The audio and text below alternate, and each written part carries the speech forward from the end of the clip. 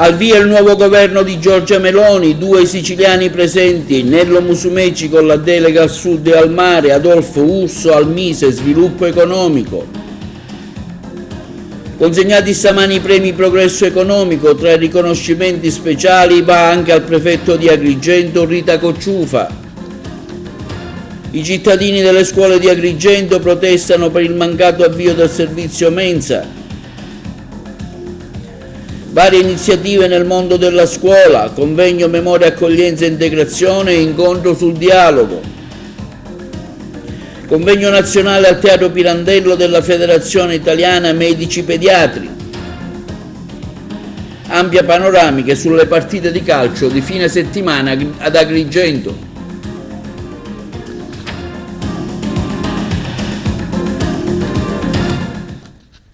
E benvenuti con il nostro appuntamento di TV Notizie. Apriamo oggi il nostro telegiornale con la nascita del nuovo governo Meloni, il primo a guida fatto da una donna, 2 ministri siciliani presenti, Nello Musumeci, ex presidente della regione, con la delega al sud e al mare, altro siciliano Adolfo Urso al Mise Sviluppo Economico e il Servizio. Desidero ringraziarvi per l'attenzione con la quale avete seguito i lavori per la formazione del nuovo governo. Questa volta il tempo è stato breve, è passato meno di un mese dalla data delle elezioni. È stato possibile per la chiarezza dell'esito elettorale ed è stato necessario procedere velocemente anche in considerazione delle condizioni interne e internazionali che esigono un governo nella pienezza dei suoi compiti. Il governo uscente nei 3 mesi esatti dalla data di scioglimento anticipato delle Camere ha fatto fronte alle esigenze di guida del Paese, concludendo la sua attività con il Consiglio europeo di ieri e di stamani. Lo ringrazio ancora una volta. Rivolgo con lo stesso spirito di collaborazione gli auguri e buon lavoro al nuovo governo che da domattina con il giuramento inizierà a svolgere i suoi compiti. Grazie e buon lavoro. Parte il nuovo governo Meloni con la presenza di 2 siciliani entrati nell'esecutivo, oltre all'ex governatore Nello Musumeci c'è anche Adolfo Urso. Nato a Padova ma da genitori siciliani, anche Adolfo Urso è cresciuto in provincia di Catania, esattamente a Cireale, che ha mosso i primi passi nel giornalismo, risiede a Roma. In ambito politico, lunga la sua esperienza iniziata in Sicilia negli anni '80 nel Movimento Sociale Italiano. Altro siciliano è Nello Musumeci, l'ex governatore regionale appena approdato al Senato della Repubblica, di 67 anni, di Militello Val di Catania, una storia nella destra siciliana, ha rinunciato alla candidatura alla poltrona di presidente della regione, approdando in Fratelli d'Italia. Dunque vi leggo la composizione del nuovo governo. Ministri senza portafoglio, il senatore Luca Ciriani, al quale sarà conferito l'incarico di Ministro per i rapporti con il Parlamento, il senatore Gilberto Pichetto Fratin, al quale sarà conferito l'incarico di Ministro per la Pubblica Amministrazione, il senatore Roberto Calderoli, al quale sarà conferito l'incarico di Ministro per gli Affari Regionali e le Autonomie, il senatore Sebastiano Musumeci, al quale sarà conferito l'incarico di Ministro per le Politiche del Mare e per il Sud, l'onorevole Raffaele Fitto, al quale sarà conferito l'incarico di Ministro per gli Affari Europei, per le politiche di coesione e per il PNRR, il dottor Andrea Abodi, al quale sarà conferito l'incarico di Ministro per lo Sport e i Giovani, l'onorevole Eugenia Maria Roccella, alla quale sarà conferito l'incarico di Ministro per la famiglia, la natalità e le pari opportunità, la dottoressa Alessandra Locatelli, alla quale sarà conferito l'incarico di Ministro per le disabilità, e la senatrice Maria Elisabetta Alberti Casellati, alla quale sarà conferito l'incarico di Ministro per le riforme istituzionali. Ministri con portafoglio: Ministro degli Affari Esteri e della Cooperazione Internazionale, onorevole Antonio Tajani, per il quale proporrò al Consiglio dei Ministri l'attribuzione delle funzioni di Vicepresidente del Consiglio. Ministro dell'Interno, dottor Matteo Piantedosi. Ministro della Giustizia, onorevole Carlo Nordio. Ministro della Difesa, onorevole Guido Crosetto. Ministro dell'Economia e delle Finanze, onorevole Giancarlo Giorgetti.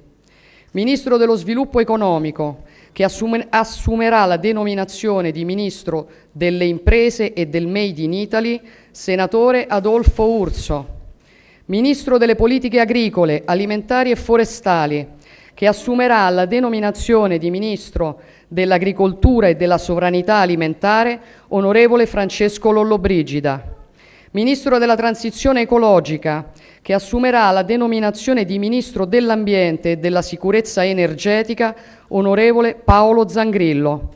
Ministro delle Infrastrutture e delle Mobilità Sostenibili, senatore Matteo Salvini, per il quale proporrò al Consiglio dei Ministri l'attribuzione delle funzioni di Vicepresidente del Consiglio. Ministro del Lavoro e delle Politiche Sociali, la dottoressa Marina Elvira Calderone. Ministro dell'Istruzione, che assumerà la denominazione di Ministro dell'Istruzione e del Merito, professor Giuseppe Valditara. Ministro dell'Università e della Ricerca, senatrice Anna Maria Bernini. Ministro della Cultura, dottor Gennaro Sangiuliano. Ministro della Salute, professor Orazio Schillaci. Ministro del Turismo, senatrice Daniela Garnero Santanchè. Proporrò inoltre alla prima riunione del Consiglio dei Ministri, quale sottosegretario di Stato alla Presidenza del Consiglio dei Ministri, con funzione di segretario del Consiglio medesimo, la nomina del dottor Alfredo Mantovano. E consegnati stamani presso la Camera di Commercio di Agrigento i premi alle imprese Progresso Economico nell'era digitale. Un premio speciale Progresso Economico è andato a Sua Eccellenza il Prefetto di Agrigento, dottoressa Maria Rita Cocciufa, per il suo straordinario contributo al percorso di crescita culturale e sociale del territorio. Un altro premio Fedeltà alla signora Lilli Minio, che per oltre 50 anni si è dedicata alla sua attività commerciale attraverso la gestione di diversi punti vendita ad Agrigento. Oggi un'interessante iniziativa, il Progresso Economico nell'era digitale, dato dalla Camera di Commercio a diverse aziende del territorio agrigentino, tra cui una targa anche a Sua Eccellenza il Prefetto. Sì, come ogni anno, fortunatamente quest'anno in presenza, e daremo questo riconoscimento ad alcune aziende del territorio. Le aziende premiate comunque io le intendo come in rappresentanza di tutte le aziende del territorio che in un momento così tragico, con Covid, guerra e per ultimo il caro dell'energia, stanno facendo salti mortali e miracoli per portare avanti le proprie aziende. Oggi assume anche è particolare questa manifestazione perché abbiamo deciso di premiare per la sua opera Sua Eccellenza il Prefetto e quindi gli darà dato un riconoscimento per il lavoro che sta svolgendo in provincia. Prefetto, oggi un riconoscimento da parte della Camera di Commercio per il suo impegno nel territorio. Io non posso che ringraziare, sono veramente anche lusingata di questa grande attenzione. Credo che per un prefetto ricevere un riconoscimento al di là del premio è sempre un'occasione, deve essere un'occasione anche di riflessione, forse anche un momento di orgoglio perché c'è tanto lavoro, c'è tanto impegno che sicuramente non sempre è anche percepito nella giusta maniera. Io credo che forse in questo caso lo è stato, quindi non posso che ringraziare la Camera di Commercio, ma io ringrazio questa comunità che mi sta dando veramente tanto, mi sta dando la possibilità di fare un'esperienza straordinaria, difficile, impegnativa, però mi sento parte di questo territorio e sento che c'è tanto ancora da fare. Tante cose sono state fatte, ma tanto c'è ancora da fare. Tra l'altro in un momento difficilissimo, la pandemia, la guerra, ora il caro prezzi, le proteste dei commercianti, insomma l'immigrazione, è diciamo, un momento in cui lei ha dovuto gestire tantissime emergenze. È un quotidiano fatto di tanti problemi e di tante emergenze che spesso vengono anche da lontano. Io credo che il nostro compito sia quello di governare il territorio, di governare queste situazioni. Non si può avere la pretesa di risolvere i problemi, purtroppo sarebbe bello, ma non è così. Però è importante anche fare dialogare le diverse componenti del territorio, delle istituzioni, della società civile, e in questo io mi considero sempre impegnata, con qualche buon risultato. Oggi un premio, un riconoscimento che la Camera di Commercio le dà per la sua attività. Niente, veramente un grazie e soprattutto alle persone che hanno mirato, lavorando per questo premio che io dedico. Un'azienda che nasce nel 1980-81 e che fino ad oggi continua a produrre malgrado le difficoltà economiche ed energetiche che ci sono. Qual è il vostro campo di produzione? Il nostro campo di produzione è il tessile, quindi compriamo le materie prime come i tessuti e li trasformiamo facendo cuscini, tovaglie da tavola e tutto arredo per la casa. È un momento difficile questo, come vi state comportando per via dell'aumento di tutto, cioè la materia prima, il carburante? Noi vogliamo continuare a lavorare perché è la dignità quella che premia e questo premio di oggi è frutto di questa dignità. Noi facciamo tantissimi sacrifici e risparmiamo soprattutto sulle energie. Ma sicuramente essere premiati appunto per il progresso e l'innovazione è qualcosa che ci dà, prima di tutto ci gratifica per il lavoro svolto fino ad oggi e ci dà nuovi stimoli per quello che faremo in futuro. Ci troviamo in un momento molto particolare, non penso, insomma, ecco, avrei preferito poter festeggiare a pieno titolo, invece siamo molto concentrati e anche un po' preoccupati per quella che è la situazione dovuta al caro energia. Qual è il vostro settore merceologico? Noi ci occupiamo di panificazione, nasciamo come azienda agricola e poi abbiamo investito sul settore della panificazione per chiudere la filiera. Ecco, state subendo parecchi aumenti nel vostro settore? Gli aumenti variano tra il 500 e il 600%. E come cercate di difenderli? Beh, al momento abbiamo lavorato, diciamo, all'interno sul ciclo produttivo cercando di compattare il ciclo e quindi cercare di ridurre quelli che sono i consumi energetici. Ecco, quanto è importante oggi essere presidenti di un'Uncamere in un momento difficile ed essere qua presenti anche ad Agrigento per questi riconoscimenti alle aziende che si sono particolarmente distinte e che continuano a lavorare nonostante le tantissime difficoltà di quest'ultimo biennio, Presidente. Sì, e intanto è importante essere presenti di Uncamere Sicilia perché rappresentiamo tutte le imprese siciliane che con tanti sacrifici in questi anni stanno portando avanti le proprie aziende.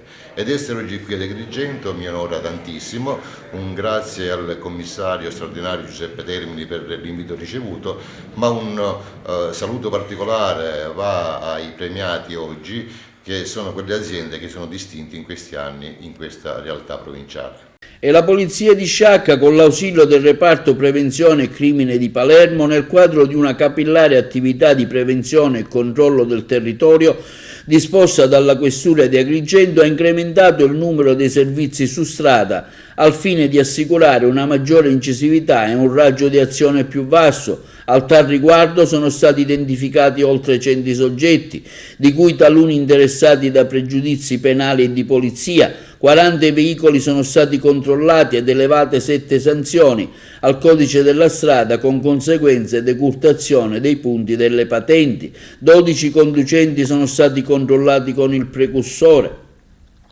un dispositivo utilizzato per gli accertamenti preliminari di natura qualitativa tesi a verificare l'eventuale positività all'assunzione di alcol. 2 veicoli sono stati sottoposti al sequestro amministrativo e 1 al fermo. Sono stati altresì effettuati mirati controlli in materia di armi e munizioni al fine di verificare sia la corretta detenzione che la regolarità amministrativa delle certificazioni sanitarie di legge, sotto il profilo dei controlli alle attività commerciali in genere, congiuntamente a funzionari dell'Agenzia delle Accise, delle Dogane e dei Monopoli, si è proceduto a effettuare specifici servizi di prevenzione e contrasto del gioco illegale finalizzati alla ricostruzione della raccolta delle scommesse per via telefonica o telematica, ovviamente di natura illecita. E si è svolta ieri una conferenza dal tema Memoria, Accoglienza e Integrazione, svoltosi presso l'auditorium del Consorzio Universitario di Agrigento. Tra i qualificati ospiti presenti anche l'europarlamentare Pietro Bartolo, già medico presso l'ospedale di Lampedusa. Si è tenuto ieri all'auditorium del Consorzio Universitario di Agrigento la conferenza sul tema Memoria, Accoglienza e Integrazione, promossa dall'Istituto Comprensivo Anna Frank di Agrigento, diretto dal dirigente scolastico Alfio Russo, in collaborazione con il Consorzio Universitario Empedocle, il Polo Universitario di Agrigento, il Dipartimento di Scienze Psicologiche e Pedagogiche e Formazione all'Università di Palermo. L'iniziativa è inserita nell'ambito del progetto Welcome Europe, elaborato dall'Associazione Temporanea di Scopo, costituita tra diverse istituzioni scolastiche, il Comitato 3 ottobre, costituito all'indomani del naufragio avvenuto nel 2013 al largo di Lampedusa, cui persero la vita 368 migranti, al fine di offrire alle nuove generazioni l'opportunità di riflessione e approfondimento sui temi dell'accoglienza, della memoria, delle migrazioni e dell'integrazione. Tra gli interventi previsti, quelli di Pietro Bartolo, già ufficiale sanitario del comune di Lampedusa e attualmente europarlamentare. Per noi è importante come scuola che coltiviamo anche il senso della memoria da tanti anni, permettere ai ragazzi di interrogarsi sul perché e sul come certi fenomeni vanno compresi e affrontati. Abbiamo abbracciato questa esperienza dell'associazione di scuole insieme al Comitato 3 ottobre per far sì che eventi come quelli del naufragio del 2013 e purtroppo anche i naufragi successivi non vengano dimenticati e siano monito per tutti per cercare di capire meglio i fenomeni migratori e capire come i popoli hanno bisogno di integrarsi tra di loro per creare le condizioni dell'accoglienza reciproca. È lo sforzo che facciamo a scuola cercando di integrare ogni giorno ragazzi con diversità e differenze che li connotano e a maggior ragione vogliamo rendere i nostri ragazzi consapevoli. Allora, le mie esperienze, sono un ragazzo, mi chiamo Raymond Karam intanto, sono un ragazzo attualmente di 23 anni, sono egiziano, sono arrivato qui nel vostro paese in Italia nel 2013, esattamente 9 anni fa. Ovviamente le motivazioni che mi hanno spinto a venire qui in Italia, specialmente il sogno di rendere orgoglioso mio padre di me e cercare di dargli la fortuna che lui non ha mai avuto attraverso il mio vissuto. Ma oltre a questo tante motivazioni mi hanno spinto a venire qui in Italia, specialmente anche le persecuzioni religiose nei confronti dei cristiani. Ovviamente parlo da quando c'era la primavera araba, nel 2011-2013. Attualmente sono il garante dell'Università Accora di Enna, ho avuto il mio riscatto nella vita attraverso lo studio, l'università, l'accoglienza è quella vera, non attraverso l'apertura dei porti, dei centri d'accoglienza, ma attraverso l'amore delle persone. In questo caso l'amore della mia famiglia italiana che mi ha preso un affidamento, mi ha accolto, mi ha dato un tetto sotto il quale dormire, un letto, dei vestiti e attualmente sono laureato in Lingua e Cultura Moderna alla Triennale e attualmente sto frequentando anche il secondo anno di magistrale, sempre presso l'Università Accora di Enna. Il messaggio che vorrei lanciare è proprio quello di, attraverso le persone che sono diventato, io penso di essere il frutto della buona accoglienza, non l'accoglienza fatta di teorie, di leggi, di fogli di carta, ma quella concreta, attraverso l'amore, attraverso il rispetto reciproco del prossimo.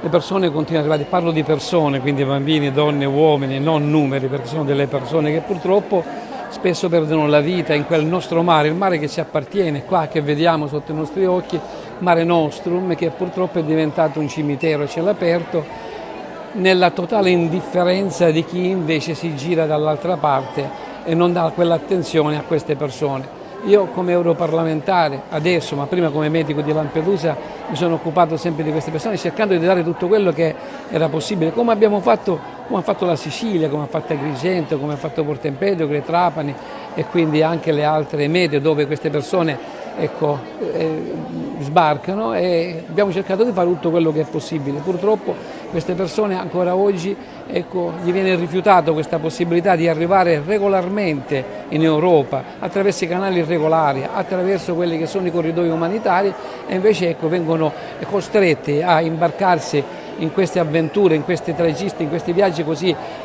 come dire, pericolosi, non ultimo quello del nostro mare, in cui purtroppo spesso i naufragi perdono la vita. Quindi ben vengano queste iniziative, questi eventi che sono importantissimi. Oggi in particolar modo sono felice perché sono nella mia città, devo dire, Agrigento, che è la mia provincia, e quindi sono venuto da Strasburgo, l'ho fatto volentieri, soprattutto perché so che sono davanti a una platea di giovani che sappiamo essere delle pietre preziose, perché sappiamo che abbiamo un forte calo demografico in Europa e in modo particolare in Italia, e quindi queste sono delle pietre preziose. E io dico che proprio in considerazione del forte calo demografico, che è veramente un pericolo per l'Europa, queste persone che arrivano invece, che sono la maggior parte giovani, possono aiutarci. Non abbiamo bisogno di queste persone, è una parola che io non condivido, ma queste persone ci possono aiutare, perché loro veramente possono, perché chi è in pericolo siamo noi, dal punto di vista demografico, dal punto di vista sociale, economico, culturale.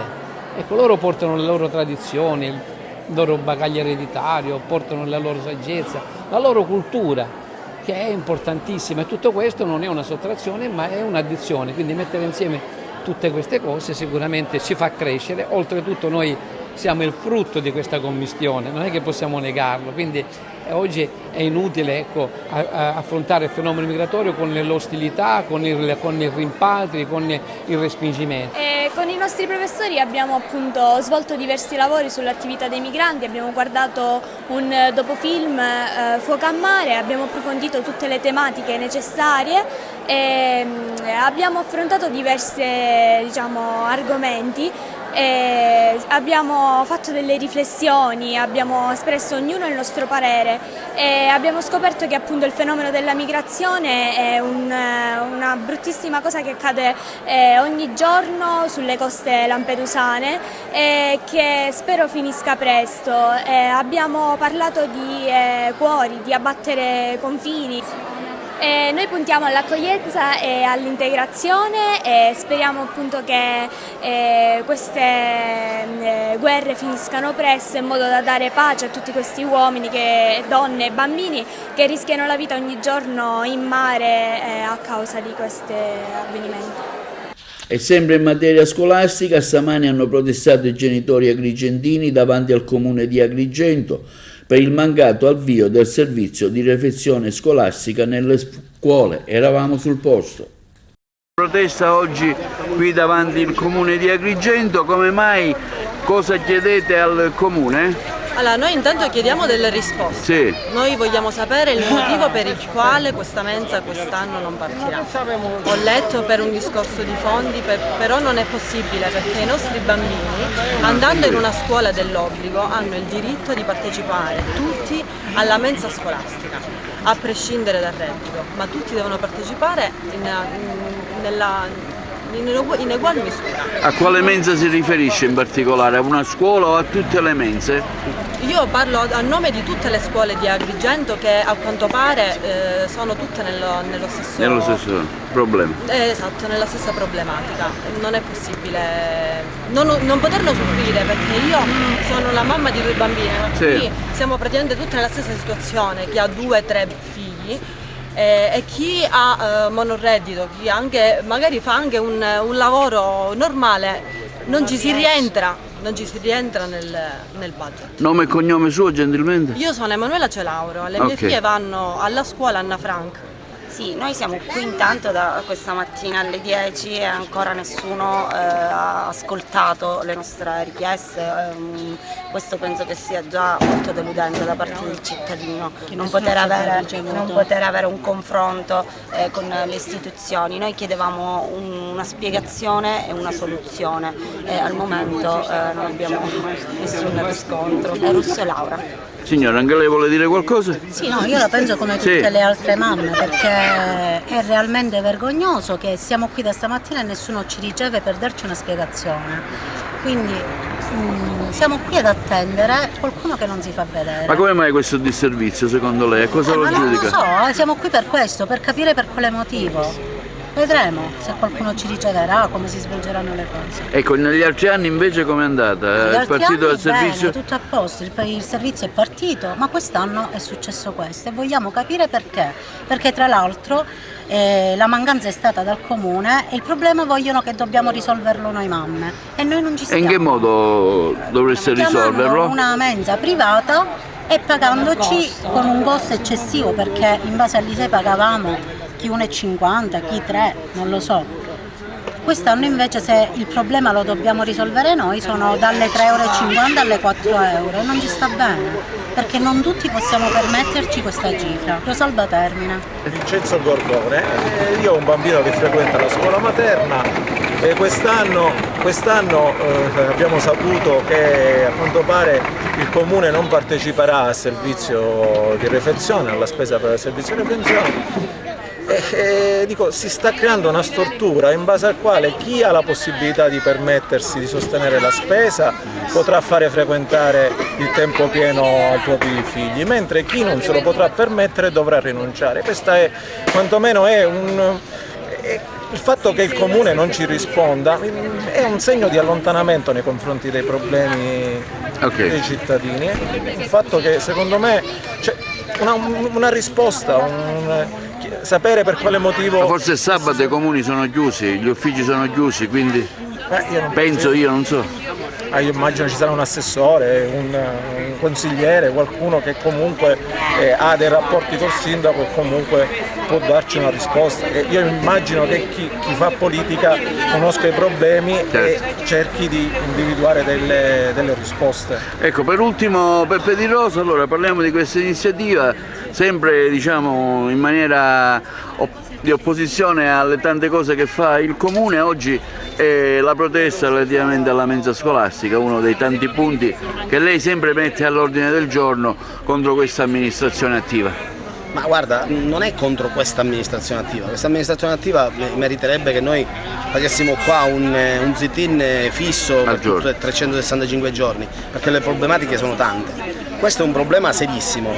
Il signore che ha parlato prima di me ha esposto che ad oggi si creerebbe ad Agrigento una differenza tra le famiglie che possono permettersi la mensa scolastica e le famiglie che non possono permetterselo. Il comune di Agrigento, vorrei ricordare a tutti quello che sta spendendo per avvocati ed altro dovuti a errori loro. Non possono oggi venire ad accampare che non hanno soldi per assicurare un servizio alle scuole materne ed elementari, scuole dell'obbligo. Non può una famiglia monoreddito caricarsi 300 euro per 2 bambini, assolutamente no. Non possono dirmi che non sapevano di questa manifestazione, perché abbiamo fatto la comunicazione, l'abbiamo fatta in tempo, abbiamo scritto nella richiesta che chiedevano ai genitori un incontro con il sindaco, ci sono 4 vigili urbani in servizio, 8 tra polizia e carabinieri.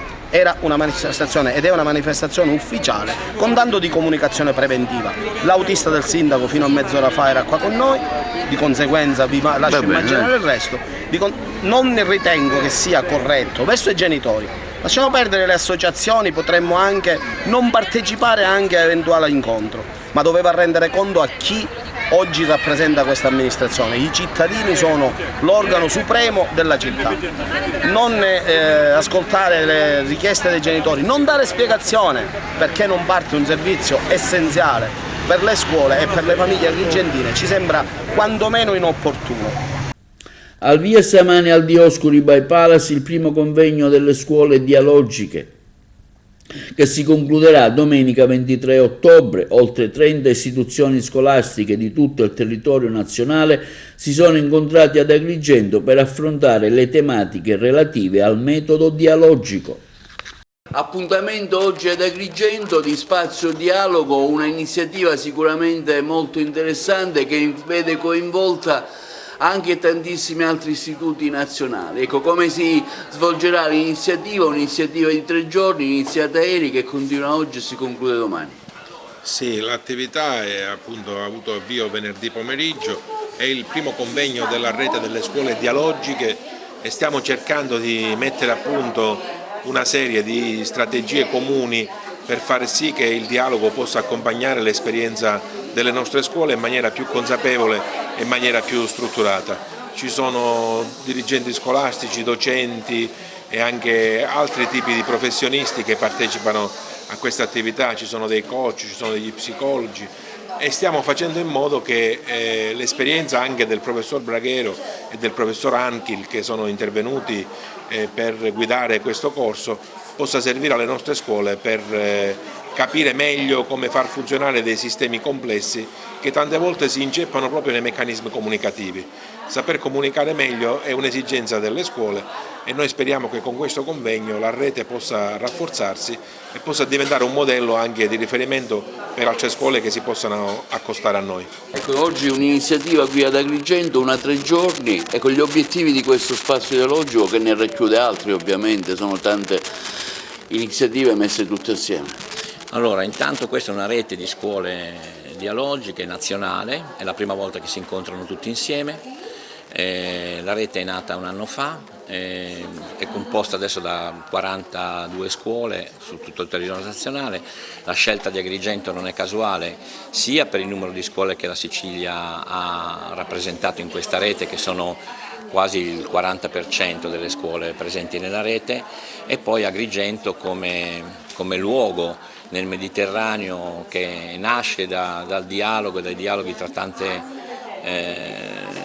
tante popolazioni, etnie diverse, quindi la scelta, appunto, come dicevo prima, di Agrigento non è casuale. Questo è un incontro fondativo, perché di fatto la rete si trova per la prima volta e crea le basi per il lavoro che ogni singola scuola farà rispetto alle pratiche dialogiche, che vuol dire le pratiche dialogiche nei confronti dei propri docenti, dello staff, della famiglia, degli studenti, ma anche del territorio. Quindi questo coinvolgimento che noi stiamo cercando di promuovere, alcune scuole stanno già lavorando su questo, vede qui lavorare insieme insegnanti e dirigenti scolastici, stanno lavorando tanto, stanno lavorando bene e siamo molto soddisfatti. Come valuta questa iniziativa e perché è importante, questa iniziativa qui anche ad Agrigento? Sono due cose, perché è importante perché è la sfida del futuro, secondo me. Ho lavorato moltissimo con i ragazzi per tutta la vita, perché prima ero insegnante, e ci siamo resi conto che i paradigmi educativi abituali fanno acqua, non tengono più, soprattutto dopo la pandemia, e quindi noi ci impegniamo a promuovere un nuovo paradigma educativo, ad agganciare questi ragazzi attraverso l'ascolto e la relazione. Perché Agrigento? Perché la Sicilia è sul fronte, le scuole siciliane sono entrate nella rete delle scuole dialogiche in gran numero e con un entusiasmo straordinario, e quindi grazie alla Sicilia e grazie ad Agrigento che ci ospita. Ecco, anche Sciacca presente a questa iniziativa, una sua valutazione, come vede questa iniziativa, che tra l'altro si fa come momento costitutivo anche ad Agrigento?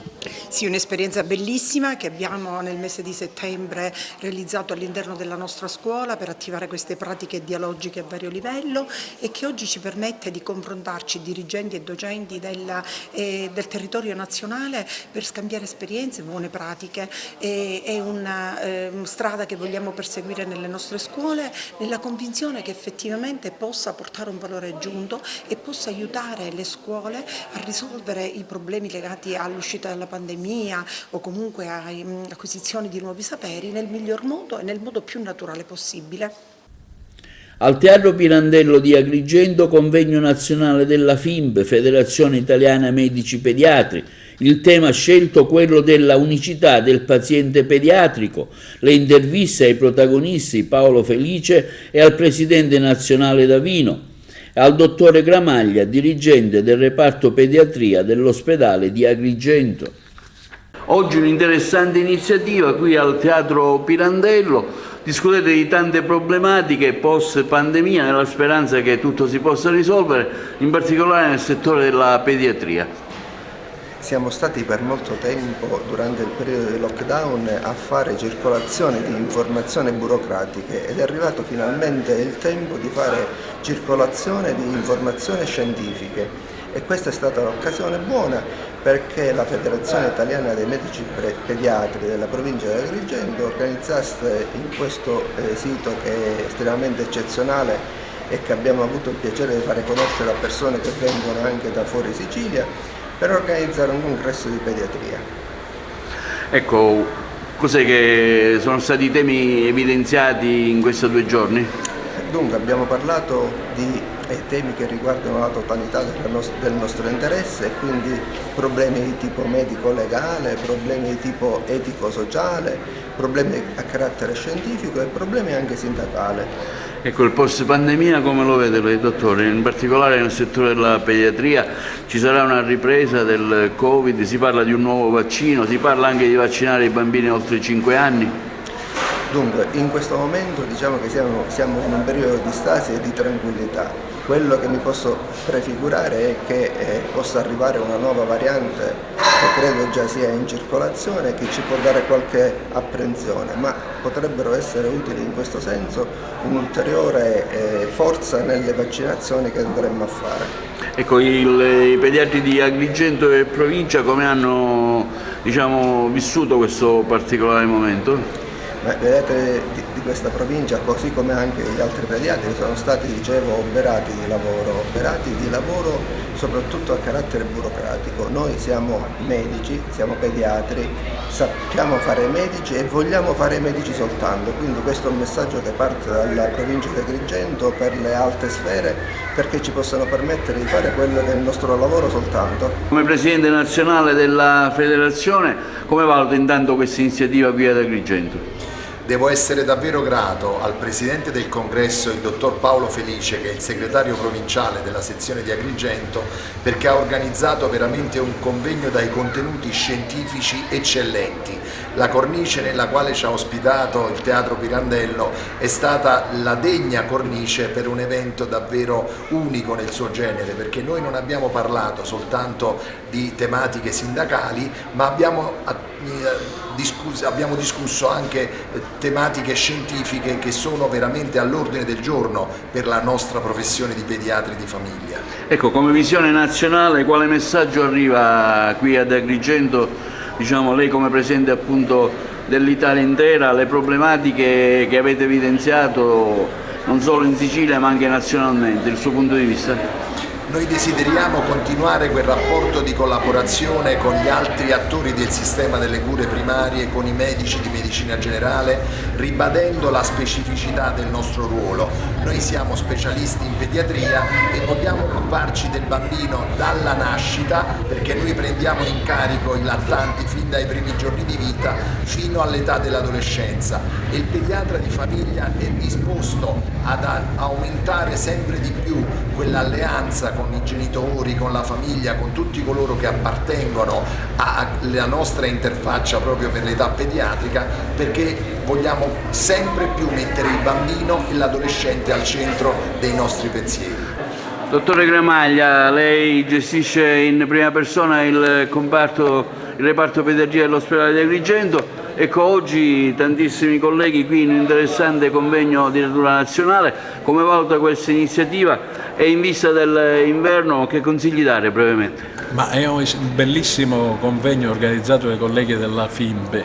Sono stato ospite e moderatore di una sessione del programma che riguardava le emergenze pediatriche sia di tipo chirurgico che ginecologico che oculistico. Una sessione molto bella che ci ha permesso di confrontarsi col professore Sciumè, con la dottoressa Falcalbramo e con il collega Martorana, o meglio del suo sostituto. Eravamo in discussione di come organizzare in pratica meglio le nostre condivisioni patologiche in età pediatrica con questi colleghi, ma è venuto fuori anche un dibattito e una discussione con gli altri partecipanti del congresso che ci hanno stimolato con allettanti domande, e quindi di conseguenza c'è questa integrazione tra pediatria di base e pediatria ospedaliera agrigentina. Per quanto riguarda come ci comporteremo per l'inverno, devo dire purtroppo che se siamo stati 2 anni fortunati con la pandemia e con l'assenza del ricoveri, questa fortuna in realtà ora non si vede, perché il reparto, diciamo, si incominciano a vedere le bronchioliti, si incominciano a vedere le broncopolmoniti, si incominciano a vedere la ringospasmi, le convulsioni febbrili, diciamo tutto sta tornando alla normalità, e quindi dopo 2 anni di protezione con le mascherine ora assistiamo a una recrudescenza della patologia pediatrica. Tutto sotto controllo sia per l'esperienza dei colleghi che del comparto, ma anche per le direttive che ci dà la direzione sanitaria del presidio ospedaliero e della direzione strategica. Presentato ieri il libro di Beniamino Biondi dal titolo L'isola spettrale, una guida immaginifica ai fantasmi di Sicilia, presso la biblioteca lucchesiana. Seguiamo l'intervista di Giovanna Neri a Beniamino Biondi. Siamo in compagnia dello scrittore Beniamino Biondi, che questa sera qui alla Biblioteca Lucchesiana a presentare il suo libro L'isola spettrale, guida immaginifica ai fantasmi di Sicilia. Beniamino, è un libro che mescola la storia con la spiritualità, col mistero. Perché il lettore dovrebbe leggerlo? Perché questo libro, L'isola spettrale, rappresenta una felice ricognizione di numerose storie e leggende che rendono unica la nostra isola. Sono sostanzialmente partito da un dato di realtà, raccontando delle vicende storiche che si sono realmente verificate nel corso dei secoli, e però è sempre arrivato un momento in cui queste vicende da concrete sono diventate leggendarie, sono diventate fantasmatiche. Un momento in cui probabilmente le interpolazioni della immaginazione popolare e quindi la cosiddetta creatività, che spesso in Sicilia è appartenuta al popolo, ha prodotto coralmente delle storie che sono diventate dei veri e propri piccoli racconti. Ho cercato attraverso queste leggende di raccontare anche il nostro territorio, non la Sicilia classica da cartolina, ma una Sicilia bizzarra, insolita, per certi aspetti sconosciuta ai limiti dell'invisibile, raccontando anche dei luoghi che oggi versano in un doloroso stato di abbandono, e probabilmente, ed è questo un felice paradosso, il fantasma può essere l'unica presenza realmente viva di questi luoghi. Sono tentativi per poterne recuperare la memoria attraverso il fascino del racconto e per esprimere in qualche maniera ciò che sono le energie dei luoghi, che possono essere degli spiriti che giungono a noi come entità sovrasensibili, suggestive e misteriose, che rivendicano anche la presenza su un territorio, raccontando una memoria che spesso è dolorosa, ma che talvolta può essere anche una memoria felice, con dei tratti di spiritualità. E quindi il libro in qualche maniera tesse intorno a questi temi una serie di vicende private legate al mistero, ma credo che possa diventare anche una guida utile per poter comprendere quali sono anche gli anfratti culturali più oscuri e misteriosi della nostra isola. A corredo del libro infatti si trova anche questa cartina, che è il diario di bordo delle tappe che Beniamino ha fatto per noi e nelle quali ci trascina leggendo il libro. Sì, la cartina è uno strumento molto simpatico, perché consente al visitatore, con la certezza della geografia, di poter giungere a cogliere l'ineffabile e il misterioso, cioè raccontare i fantasmi che in qualche maniera per la loro stessa natura incorporea inventano l'invenzione, e quindi si suggerisce al lettore di poter visitare questi luoghi, dopo la lettura del libro recarsi nelle città, nei castelli che sono raccontati, cercando di percepire questo fascino ineffabile, e chissà che anche attraverso questo libro non possa accadere un simile miracolo. Anche il presidente della regione Renato Schifani era presente all'inaugurazione del nuovo centro sportivo del Palermo Calcio. Ha preso il via ufficialmente la Palermo Sport Tourism Arena, una 3 giorni di sport e spettacolo organizzata da RCS Sport Event in partnership con la Regione Siciliana, il Comune di Palermo e l'Agenzia Nazionale del Turismo. all'interno della Palermo Sport Tourism Arena, grazie al coinvolgimento delle scuole elementari, le quinte e le quarte classi medie di Palermo. Circa 900 bambini partecipano a 18 sport previsti e hanno potuto così conoscere gli ospiti della manifestazione. Cosa dire di questa 3 giorni? Una 3 giorni stupenda che vede come protagonisti i nostri giovani, il futuro dei nostri giovani, agonismo, competizione, chiarezza, essere sani, credere in quello che è il valore dei grandi campioni. Ieri sera a Segesta sono stati premiati tantissimi campioni che costituiscono, secondo me, per questi giovani dei modelli da imitare, e quando c'è questo tipo di emulazione si cresce, e quindi i nostri giovani crescono bene quando hanno questi riferimenti. Ecco la strategicità dello sport anche nella comunicazione, nel coinvolgere i piccoli assieme ai grandi campioni. Creare questa sinergia è importante, quindi questa 3 giorni assume una rilevanza sicuramente positiva e di prospettiva per quello che sarà l'azione del nostro governo. Lanciare l'attenzione ai nostri giovani, al di là dei posti di lavoro che saremo chiamati a trovare, a far rientrare i nostri ragazzi che sono andati via, creare investimenti. Alternativa investimenti può diventare anche questo tipo di manifestazione. Il Foro Italico è stato allestito in maniera veramente splendida per consentire a tutti i ragazzini di potersi cimentare nei vari camp e nelle varie specialità.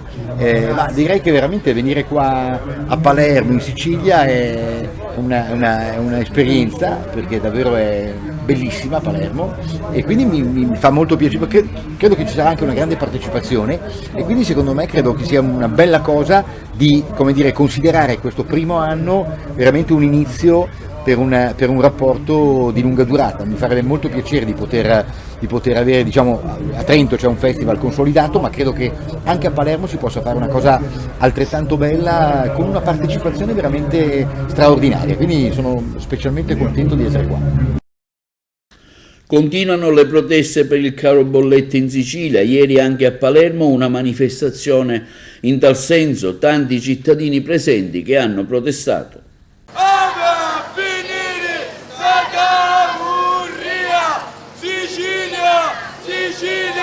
Sicilia mia, c'è Cumaccia e Cutali. La crisi è alle porte, dalla porta già da diversi mesi, perché questa situazione di crisi è continua e va avanti da anni. Già la crisi pandemica ha fatto dei danni assurdi, con tantissime attività hanno chiuso, con il reddito di moltissime persone che si è abbassato, e la situazione peggiora costantemente da anni e anni, ed è proprio per questo, perché ancora oggi ci troviamo in una fase di crisi straordinaria, che sarebbe necessario adottare delle misure altrettanto straordinarie per risolvere il problema, e invece no, ci ritroviamo a essere abbandonati a noi stessi e con tantissime famiglie che ne stanno facendo le spese, e il supporto non c'è di alcun tipo. Se non si riesce a pagare l'acqua ti staccano l'acqua per morosità, proprio come è successo a Palermo, con tantissime famiglie a cui l'AMAP ha staccato l'acqua per morosità. E non si può più continuare ad accettare di pagare i costi di questa crisi, che sta permettendo invece ad altri di arricchirsi, ed è necessario organizzarsi insieme, collettivamente, ed è per questo che noi di Trinacria stiamo organizzando una manifestazione, una grande manifestazione, che ci sarà a Palermo il giorno 7 e che raccoglierà persone da tutta la Sicilia, sindacati, comitati, enti di varie sigle, perché il problema è di tutti e quindi dobbiamo risolverlo tutti insieme.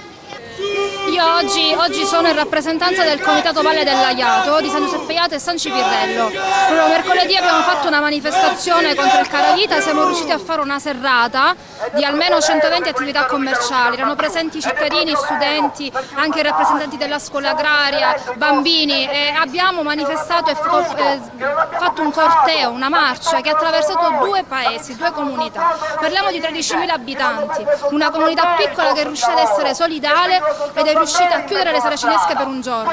Si chiude oggi per non dover morire domani. Si chiudono oggi per dare un segnale forte, per dire che noi vogliamo semplicemente poter lavorare dignitosamente, vogliamo solamente che l'articolo 3 della Costituzione sia applicato e vogliamo fare rete con i territori. È per questo che oggi siamo qui, siamo con Palermo, ma siamo anche con altri comuni dell'entroterra.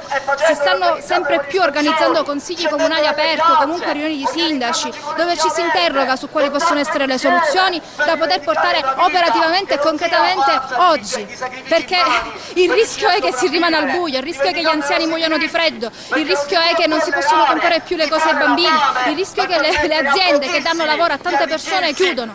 Un panificio che ti deve pagare 8.000 euro di bolletta non ce la può fare ovviamente, ed è andata a finire con chi tiene in piedi questo paese. Le piccole e medie imprese stanno pagando le speculazioni legate a una guerra, perché sicuramente non è la responsabilità della guerra, ma sono i prezzi che vengono fatti ad Amsterdam, sono i future che vengono fatti lì che fanno lievitare i prezzi, e noi stiamo pagando il prezzo da febbraio ad oggi. È l'agricoltura, sono gli olivicoltori, aumenta il prezzo del grano, aumenta il prezzo delle olive, finiremo per non poter mangiare in una terra dove comunque la Sicilia è baciata dal sole, dico, ed è un paradiso per tutti, sta diventando un inferno viverci.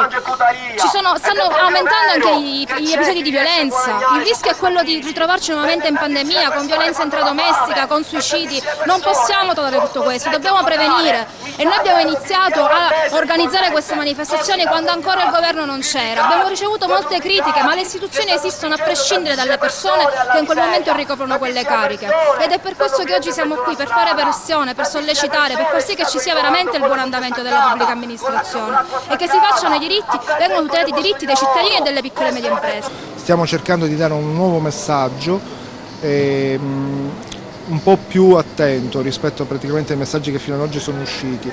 Noi vorremmo dare soluzioni alla politica, dicendo e dichiarando appunto che nel momento in cui acceleriamo sulla transizione energetica, sicuramente noi possiamo iniziare a parlare di liberalizzazioni e di sburocratizzazione delle energie rinnovabili. Se non svincoliamo tutti quelli che sono tutti gli atti burocratici, noi non andremo mai in autoproduzione energetica, e quindi il problema non si risolverà mai.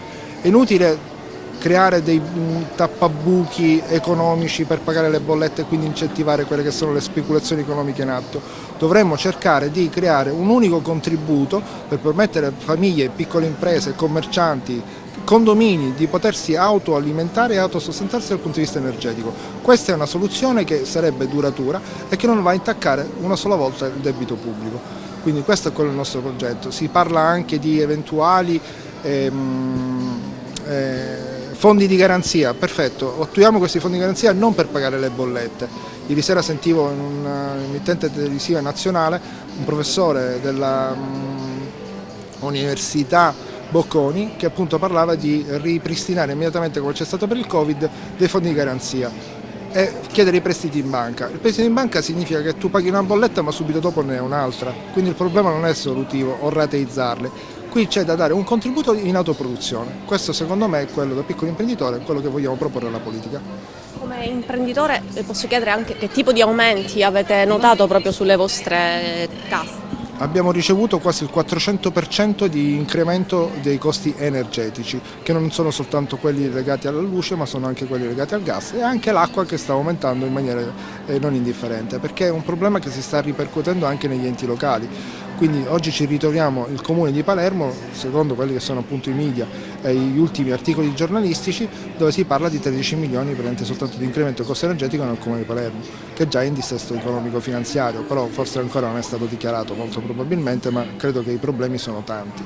Quindi la nostra è un suggerimento, vogliamo essere innovativi nel manifestare. Stiamo facendo appunto una fiaccolata simbolica proprio perché vogliamo dare appunto un segnale pulito alla politica, vogliamo marciare con buoni intenti, vogliamo soltanto per un segnale.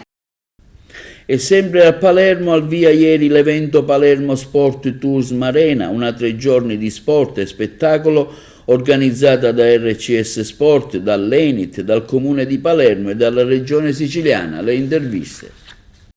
Il presidente della Regione Renato Schifani presente all'inaugurazione del centro sportivo di Palermo. Finalmente, da presidente della Regione, da palermitano e da tifoso, vivo questa giornata in maniera particolare. Sono contento perché il Palermo Calcio avrà finalmente la sua casa. La nuova struttura sportiva si articolerà su 3 campi, 2 sorgeranno su un terreno privato acquistato dal Palermo Calcio e una terza sull'area in cui sorgeva l'impianto sportivo di proprietà del Comune di Torretta, affidato alla società con una convenzione decennale. La Regione Siciliana per tale opera ha stanziato 1,5 milioni di euro dal Fondo Sviluppo e Coesione per finanziare i lavori previsti dal Comune per l'adeguamento della normativa e la realizzazione del manto in erba sintetica del terzo campo. Di questi già erogati 575.000 euro. La restante quota seguirà lo stato di avanzamento dei lavori. Saremo presenti in tutta la regione ogni momento in cui si esalteranno queste iniziative per consentire allo sport sia dilettantistico che professionale di vivere momenti in house, vivere momenti in casa propria per migliorare la qualità della proposta sportiva e aumentare l'entusiasmo dei nostri tifosi che meritano moltissimo di vivere momenti di gioia, anche perché devo dire che lo sport è anche educativo sotto il profilo non soltanto fisico ma anche sotto il profilo agonistico, sotto il profilo etico. Io ho preso atto per esempio del fatto che le banche, il Presidente Miria ha fatto notare che le banche sono state assenti su questo intervento e soltanto grazie alla nuova proprietà, che la Regione ringrazia naturalmente, si potrà realizzare questo campo. Sì, la Regione farà la sua parte come ha sempre fatto naturalmente e guarderemo con interesse a che questa iniziativa possa essere sempre estesa, come ho detto poc'anzi, all'attività dei giovani, dell'educazione sportiva dei giovani, anche per sottrarli, ripeto, in una nostra regione dove purtroppo le infiltrazioni ci sono sempre, per sottrarli da tentazioni di un certo tipo, di quella delinquenza che guarda le nuove manovalanze. Dobbiamo distrarli da questo, educarli bene, ma io penso che ci siano tutti i presupposti. La nostra è una bellissima terra nella quale ho sempre creduto e crederò sempre. Al via l'8ª giornata della Serie D Girone I di calcio, 2 le squadre interessate della nostra provincia, il Canicattì che incontrerà la squadra del San Luca e l'Licata che giocherà fuori casa con la Cittanova. Ascoltiamo l'allenatore del Licata Calcio, Pippo Romano. La partita di domenica è una partita complicata come tutte le partite in trasferta, gara insidiosa contro una squadra che in questo momento magari non sta facendo risultati che si aspettava, anche se sta facendo delle buone prestazioni. Chiaramente è una partita difficile, una partita in trasferta dove noi stiamo bene sia dal punto di vista fisico che dal punto di vista mentale, per cui dobbiamo andare con la massima convinzione che siamo in un buon momento e dobbiamo sfruttare questo momento e cercare di fare un risultato importante. Ci stiamo allenando bene, ci siamo allenati bene e siamo abbastanza fiduciosi. E vediamo ora il servizio realizzato dal collega Carmelo Lentini sulla serie d'eccellenza che interessano le 3 squadre agrigentine. La Caracas scende in campo questo sabato 22 ottobre in anticipo allo stadio Lo Monaco di Mondello contro la Parmonfal del tecnico Aldo Bellingardo. Palermitani in grande difficoltà, specie in queste prime gare di campionato che relegano i padroni di casa nei piani bassi della classifica. In penultima posizione attualmente ha la difesa tra le più perforate del girone, ben di 12 gol subiti e con appena 3 reti realizzate. Di contro la Caracas che di gol ne ha realizzati ben 15 e subito appena una rete. Nicolò Terranova può contare su un organico a completo questo pomeriggio e sono previsti i rientri di Vitelle da un infortunio e Mansur che ha scontato le giornate di squalifica. Dopo questa gara il gigante sarà impegnato mercoledì prossimo 26 ottobre allo Stadio Seneto nel quarto di finale di Coppa Italia con il Resuttano San Lorenzo ed infine domenica 30 ottobre in campionato contro i cugini del Pro Favara. La gara dello Monaco sarà diretta da Gennaro X di Napoli con assistenti Giuseppe Corona di Marsala e Salvatore Nigrelle di Barcellona Pozzo di Gotto. Torna a giocare in casa anche il Pro Favara dopo la bella vittoria esterna di Casteldaccia. Favaresi gasatissimi è la loro seconda vittoria di fila e cercano ora il tris con l'Oratorio Marineo. Questa sfida è stata affidata a Giuseppe Mattace Raso di Messina con assistenti Andrea Calanni e Cristian Pino di Barcellona Pozzo di Gotto. Infine l'Unitas Sciacca dopo la sconfitta interna con l'Akragas, cerca riscatto sul campo del Don Carlo Misilmeri. Si tratta di una sfida molto difficile, ma l'orgoglio dei saccensi non mancherà di certo. Non a caso è stato scelto un arbitro proveniente dal nord. Si tratta di Francesco Saffioti di Como, il quale sarà assistito da Roberto Cracchiolo e Giuseppe Di Marco, entrambi della sezione di Palermo. E c'è anche il nostro collega Giuseppe Moscato tra i 3 giornalisti finalisti del premio giornalistico regionale Pietro Anastasi, che sarà consegnato lunedì prossimo al Teatro Borsellino di Mistretta in provincia di Messina. Il premio è dedicato al grande calciatore siciliano Pietro Anastasi, campione d'Europa con la nazionale italiana nel 1968. Il premio si divide in 3 settori, premiati quelli della carta stampata, delle radio TV e dei giornalisti sportivi. Tanti auguri al nostro collega Moscato. Vediamo ora un approfondimento creato da Carmelo Lentini sulla prima, seconda e terza categoria di calcio. Dopo 4 giornate di campionato, stiamo parlando di prima categoria, e il pari ottenuto sul campo della Somatinese, l'Empedoclina del tecnico Giuseppe Pigneri balza in vetta alla classifica con un punto di vantaggio su Sant'Anna Enna. Vince per la prima volta in questo campionato il Campobello Delicata di Giovanni Falsone, che ha superato il Nicosia.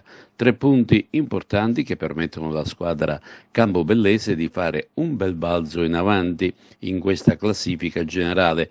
Anche ancora un nulla di fatto per l'Atletico Favara, che sul proprio campo non riesce a superare il forte Master Pro, malgrado abbia dominato sino al 90°. La quinta giornata riserva i seguenti incontri: Branciforti Campobello e Master Pro Castronuovo, entrambe anticipate a questo sabato, mentre domenica si giocheranno Niscemi Atletico Favara, Empedoclina in casa con il Don Bosco Mussomeli, Nicosia Sant'Anna Enna, Real Suttano Sommatinese e infine Riese Don Bosco 2000. In seconda categoria Girone B, dopo 4 giornate, ci sono 2 squadre in vetta alla classifica: l'Aragona di Beppe Bernardo e l'Atletico Villalba di Mister Immordino. Entrambe hanno vinto, e specie quella aragonese, con il risultato di 4-0 ai danni del Valle d'Olmo. Più sofferta la vittoria dell'Atletico Villalba, che ha dovuto sudare le proverbiali 7 camicie per superare l'ostico Real Licata. Brutta sconfitta interna invece per la Virtus Favara, piegata dalla Belsitana alla sua prima vittoria stagionale. La compagine favarese non riesce ad ingranare la marcia giusta, ma ci sono i margini buoni per migliorare. Il prossimo turno, il duo di testa Aragona e Atletico Villalba osserveranno un turno di riposo, mentre scenderanno in campo Real Licata Vallelunga, Accademia Mazzarinese Marianopoli, Belsitana Barrese, Serra di Falco Virtus Favara e infine Valle d'Olmo Acquaviva. E concludiamo con la terza categoria, dove si è giocata la prima giornata di campionato e che ha visto ai nastri di partenza ben 16 squadre. Questi i risultati della prima giornata: Atletico Licata, Atletico Realmonte 2-1, Camicos Gattopardo Palma 1-5, Bovo Marina Montallegro Burgio 0-3, Quisquinese Santa Rosalia Cianciana 1-2, Real Canicattì Muxar 3-1, Ribera River Platani 1-0, Atena Eracleamino 2-3. Questo sabato prossimo 22 settembre si anticipa River Platani Atletico Licata, mentre regolarmente giocheranno domenica Burgio Camicos, Cianciana Bovo Marina, Eracleamino Aquisquinese, Gattopardo Real Canicattì e infine Muxar Ribera. Una conferenza sul tema Il valore delle parole, seminare speranza in tempo di crisi, è stato tenuto dal sacerdote e docente di filosofia della Pontificia Università Gregoriana di Roma, professor Rocco De Ambrosio, presente anche i vertici del sindacato agrigentino. Il servizio. In questo tempo di crisi, qual è il vero potere, il vero valore delle parole? Se noi pensiamo sempre soltanto esclusivamente ai fatti, allora vorremmo essere sempre determinanti, vorremmo avere l'ultima parola, ecco è il caso di ripeterlo, per non essere sconfitti, per non passare per vinti. Allora non ci sarà mai una soluzione pacifica, una vera soluzione determinante, mentre invece con le parole, col dialogo, col confronto, perché la ragione non è mai mia, non è mai tua, ma sta sempre nel mezzo, e allora si riesce a trovare una soluzione che viene condivisa e che possa servire per una pace duratura. E in questo momento è determinante una cosa del genere. L'importanza di avere un relatore così importante come Rocco D'Ambrosio per la Confartigianato, quanto è importante? Se è importante il significato delle parole, spiegarlo, indurre gli altri a considerare questa fase importante, a maggior ragione avere un relatore che possa veramente inculcare il senso e il significato profondo di questo concetto. Il migliore in campo, oggi come oggi, è il reverendo professor Rocco D'Ambrosio, che oltre a essere insegnante ha anche il dono dell'arte oratoria, per cui riesce a parlare bene con gli altri. Ogni volta che c'è uno stato di crisi, uno cerca prima di tutto di capire e quindi cerca delle parole, dei concetti che l'aiutano a spiegare la situazione e poi anche a superare per quanto possibile la situazione o comunque a star meglio, perché la crisi incide su di noi e quindi l'intento è quello di dare significato alle parole che l'hanno perso, soprattutto